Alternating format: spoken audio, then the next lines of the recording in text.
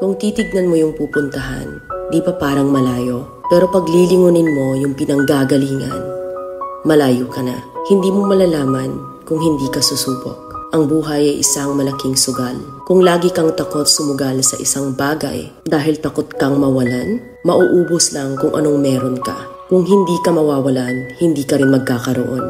Kung ano man ang mga desisyon mo ngayon, yun ang magiging buhay mo bukas. Lakasan mo lang yung loob mo. Dahil ang mundong to, aapakan lang ang mga mahihina. Ibangon mo palagi ang sarili mo. Balang araw, magugulat ka na lang na ang layo na pala ng narating mo. Kahit mabagal ang progress, basta may usad at kumikilos ka, okay na yan. Wala tayong magagawa. Ganyan talaga ang proseso ng buhay. Lahat tayo nakakaranas ng hirap. Hindi natin alam kung hanggang kailan tayo dito sa mundo. Kaya mas piliin mo maging mabuting tao. Ang pinakayaman na maituturing natin sa sarili ay ang ating mga pangarap.